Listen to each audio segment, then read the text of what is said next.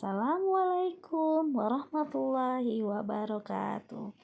Hai teman-teman semua, apa kabar? Semoga teman-teman di rumah dalam keadaan sehat walafiat. Hari ini kita akan belajar tema 3. Tugasku sehari-hari, subtema 3. Tugasku sebagai umat beragama. Pembelajaran 1. Yuk kita simak video berikut ini. Bagaimana cara kalian mengucapkan salam sesuai agama kalian? Nah, adik-adik, agama yang ada di Indonesia, yang diakui di Indonesia itu ada 6, yaitu Islam, Kristen, Katolik, Hindu, Buddha, dan Konghucu. Nah, setiap agama itu memiliki salam yang berbeda-beda. Contohnya untuk umat agama Islam, salamnya adalah Assalamualaikum warahmatullahi wabarakatuh. Lalu untuk umat agama Kristen dan Katolik itu salamnya hampir sama, yaitu semoga Tuhan memberkati atau Shalom.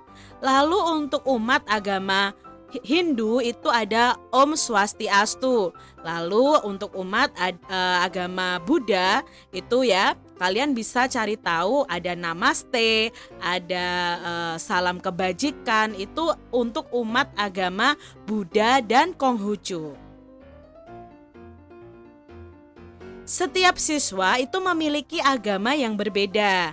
Mereka memiliki tata cara yang berbeda dalam menjalankan ibadahnya. Walaupun kita berbeda agama, kita harus tetap saling menghormati. Setiap siswa bebas menjalankan agamanya. Antar umat beragama dilarang memaksakan kehendak. Mari adik-adik, walaupun kita berbeda agama, kita harus tetap saling menghormati. Tugas siswa adalah menjaga kerukunan antar umat beragama.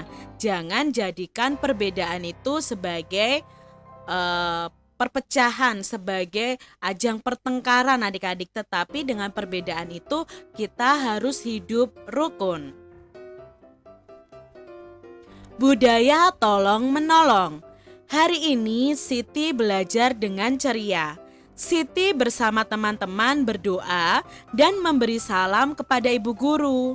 Ibu guru menyampaikan pengumuman. Pengumuman itu berisi berita tentang banjir di lingkungan sekolah. Seluruh siswa ikut membantu. Mereka mengumpulkan uang sumbangan. Sumbangan dari siswa dikumpulkan setiap kelas. Kemudian dari setiap kelas dikumpulkan untuk disalurkan. Seluruh siswa merasa senang dapat membantu korban banjir. Ini adalah budaya tolong-menolong yang dilakukan oleh Siti dan teman-temannya. Diskusikan dengan temanmu atau dengan keluargamu adik-adik tentang gambar di bawah ini. Kalian bisa menuliskan cerita tentang gambar di bawah ini adik-adik di buku tugas kalian masing-masing. Nah, di sini Kak Citra punya ceritanya, contoh dari cerita yang Kak Citra buat dari gambar ini adik-adik. Kalian bisa buat yang lain dari punya Kak Citra ya. Suatu hari desa Sukamaju terjadi hujan yang sangat deras. Karena hujan tidak berhenti, maka terjadilah banjir. Siti dan teman-temannya menggalang bantuan dana untuk para korban. Mereka ingin menolong para korban bencana banjir. Setelah sumbangan terkumpul, Udin memberikan hasil sumbangannya kepada Pak RT untuk disumbangkan ke para korban bencana banjir. Ini tadi sekilas cerita berdasarkan gambar tersebut. Adik-adik bisa membuat cerita lain yang sesuai dengan gambar tersebut ya. Kita sebagai manusia itu harus mau tolong-menolong adik-adik, karena manfaat tolong-menolong itu sangat banyak. Saat kita menolong orang lain, maka kita harus menolong dengan hati yang tulus dan ikhlas. Kita tidak perlu mengharapkan imbalan saat menolong orang lain adik-adik. Nah, manfaat tolong-menolong yang pertama adalah bisa mempererat persatuan dan rasa persaudaraan. Yang kedua, kita bisa meringankan beban orang yang kita tolong adik-adik. Yang ketiga, membuat hati kita merasa bahagia. Itu tadi manfaat tolong-menolong. Jadi mulai sekarang adik-adik harus bersikap mau menolong orang yang membutuhkan. Hasil sumbangan dari siswa terdapat berbagai pecahan uang. Siti dan teman-teman mengelompokkan mata uangnya. Setiap kelompok bernilai sama. Ini adalah kelompok mata uang yang pertama. Ada 1 keping uang 100-an dan 2 keping uang 200-an. Satu kelompok ini nilainya adalah Rp500. Lalu berikutnya yang dikelompokkan adalah 3 keping uang Rp100 dan 1 keping uang Rp200. Berapa ya nilai kelompok uang ini? Ya, nilai kelompok uangnya sama, yaitu Rp500. Lalu ada juga yang mengelompokkan 5 keping uang Rp100. Berapa nilainya adik-adik? Ya, nilainya juga Rp500. Dan yang terakhir yang dikelompokkan adalah 1 keping uang Rp500. Setiap kelompok uang ini bernilai Rp500.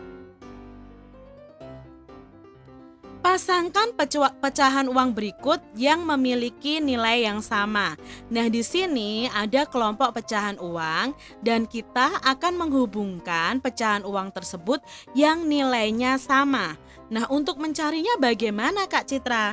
Nah, untuk mencarinya kita perlu mengetahui dulu jumlah dari masing-masing kelompok uang tersebut. Contohnya kelompok uang ini. Nah, kelompok uang ini tuh terdiri dari 100-nya ada 4. Berarti 100 ditambah 100 ditambah 100 ditambah 100. Maka jumlahnya ada Rp400. Lalu kelompok yang ini adik-adik. Ini 200 ditambah 200 ditambah 200. Maka jumlahnya berapa ya? Ya, kelompok uang ini jumlahnya Rp600. Lalu kelompok uang ini adik-adik, 100 ditambah 100 ditambah 100. Berapa ya jumlahnya? Ya, Rp300. Lalu kelompok yang bawah ini adik-adik, 500 ditambah 200. Berapa ya jumlahnya? Ya, jumlahnya 700. Lalu kelompok uang ini adik-adik, 200 ditambah 200 ditambah 200 ditambah 100. Maka jumlahnya adalah ya Rp700. Lalu kelompok uang ini adik-adik ada berapa ya kelompok uang ini? 200 ditambah 200. Maka jumlahnya 400. Kelompok uang berikutnya ada 500 ditambah 100. Maka jumlah uangnya ada 600. Lalu kelompok yang terakhir ada 200 dan ada Rp100. Maka jumlahnya adalah 300. Kalau sudah kita ketahui nilai pecahan uangnya, maka kita tinggal hubungkan adik-adik. Gambar yang pertama nilainya 400. Mana yang sesuai atau yang nilainya sama dengan kelompok uang ini? Berarti yang ini adik-adik kita garis karena sama-sama nilai uangnya Rp400. Lalu gambar yang ini nilainya Rp600 adik-adik. Mana yang sama-sama nilainya Rp600? Ya, yang ini adik-adik. Nah, maka kita garis. Lalu kelompok uang ini nilainya Rp300. Mana yang nilainya Rp300? Ya, yang ini adik-adik. Mari kita hubungkan ya. Lalu yang terakhir adalah Rp700. Nah, berarti sama, ini juga Rp700.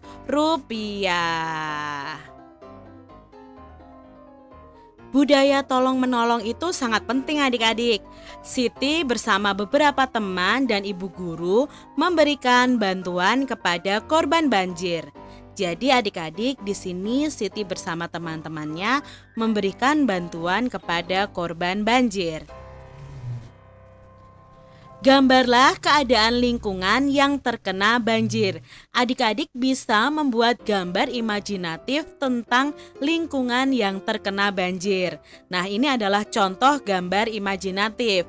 Lalu apa yang kita perlukan untuk menggambar gambar imajinatif ini?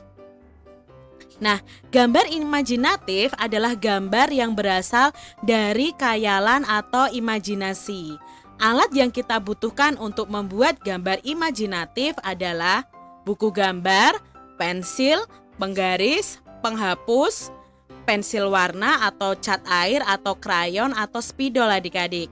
Nah, supaya gambar imajinatif itu lebih menarik atau lebih bagus lagi, kalian bisa memberi warna dengan menggunakan pensil warna, krayon, spidol atau dengan cat air. Nah, ini tadi alat dan bahan yang kita gunakan untuk membuat gambar imajinatif. Jadi adik-adik tugasnya sekarang adalah menggambar tentang lingkungan yang terkena banjir. Nah, itu tadi pembahasan kita di mata pelajaran tematik ya. Di tema 3, subtema 3, pembelajaran yang pertama. Semoga video pembelajaran ini bermanfaat untuk adik-adik semuanya. Dan sampai jumpa lagi di video pembelajaran Kak Citra selanjutnya. Tuhan memberkati.